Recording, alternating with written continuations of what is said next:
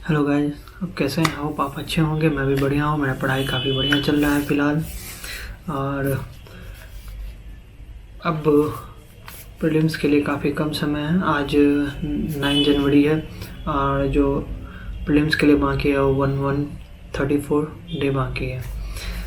जो पेपर होगा 24 मई को पेपर होगा। ये संडे के दिन पेपर होना है। तो ये है कि और जो मेरा आज का शेड्यूल था वो मेरा शेड्यूल कुछ इस तरह से था कि पहले जो रिवीजन, देन ज्योग्राफी मैं करा। ज्योग्राफी में मैं करा क्लाइमेटोलॉजी किया, फिर MCQ प्लस PYQ किया। देन सेकेंड सेशन स्टार्ट हुआ। सेकेंड सेशन में एथिक्स करा, GS4। उसके बाद करंट अफेयर्स करा। उसके बाद करंट अफेयर्स के बाद CSET करा। ठीक, CSET का आज प्रीवियस क्वेश्चन भी लगाया हूँ साथ में। फिर उसके बाद थर्ड सेशन हुआ, आंसर राइटिंग करा, फिर रिवीजन, पॉलिटी का रिवीजन करा, फिर उसका क्वेश्चन फिर उस पर लगाया हूँ उसका। फिर साथ में शॉर्ट नोट्स भी बनाते जा रहा हूँ पॉलिटी, क्योंकि अब 3 बार रिवीजन हो गया तो अब शॉर्ट नोट्स बन के रेडी हो चुका है मेरा वो अप्रॉक्सीमेट की, मतलब ताकि एग्ज़ाम के टाइम पे फिर से पूरा का पूरा सिलेबस ना पढ़ना पड़े, वो शॉर्ट नोट्स से मेरा काम हो जाए आराम से। ये था। उसके बाद जो करंट अफेयर्स मैं कर रहा हूँ उसमें क्या है कि उसमें भी मैं शॉर्ट नोट्स बना रहा हूँ। वन पेज टाइप का, मतलब बहुत कम पेज में, मतलब पूरा का पूरा करंट अफेयर।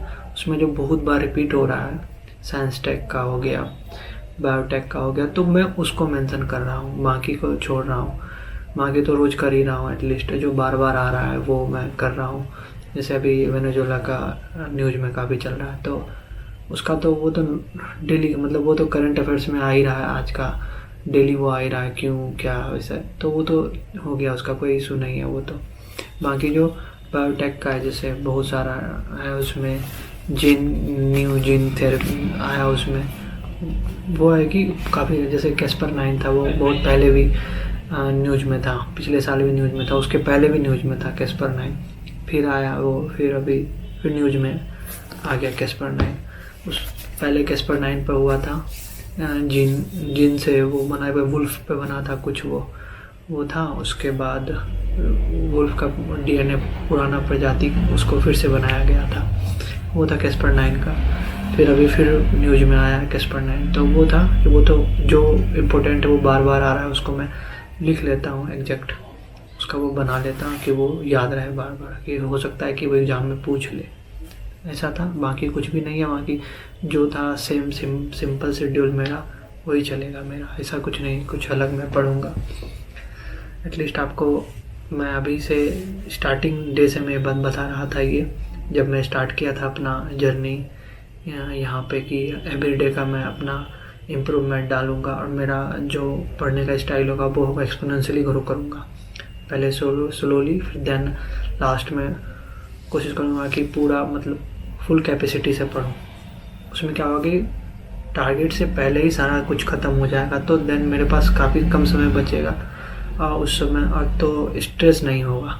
पहले ख़त्म हो जाएगा काफ़ी का उस समय सिलेबस, अगर पहले मैं ख़त्म कर लेता हूँ तो उस समय क्या होगा कि समय अगर कम भी है मेरे पास तो मेंटली स्ट्रेस नहीं आएगा कि हाँ अब ये पढ़ना है, वो पढ़ना है, ये रह गया, वो रह गया। देन उस समय क्या होगा कि जो मेरा 1 पेजर 2 पेजर बना रहेगा उस पे वो सडनली तुरंत वो रिवीजन करता चला जाऊँगा, की पॉइंट देखूँगा, आगे बढ़ूँगा। उससे क्या है कि एग्ज़ाम के दिन लोड ना हो मेरे को। हालांकि अभी प्रीलिम्स का नोटिफिकेशन नहीं आया है, मे बी जनवरी के लास्ट वीक तक आ जाए उसका फॉर्म का।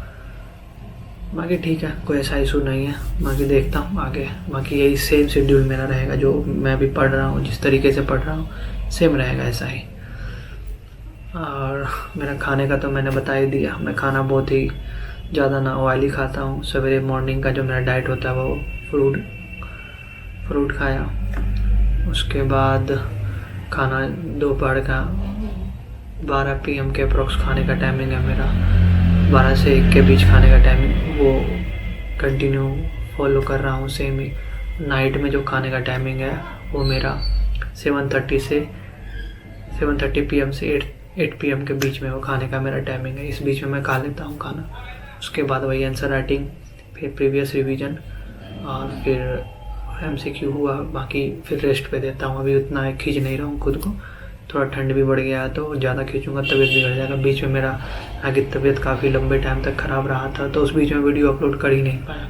हालांकि 6 जनवरी का वीडियो मैं अपलोड नहीं कर पाया तो उस बीच में, तो उसका रीज़न ये था कि टेक्निकल इशू था थोड़ा मेरा, तो इसकी वजह से नहीं कर पा रहा था। बाकी thank you for watching my video. अगर आपको अच्छा लगता है तो लाइक एंड सब्सक्राइब ज़रूर करें। Thank you.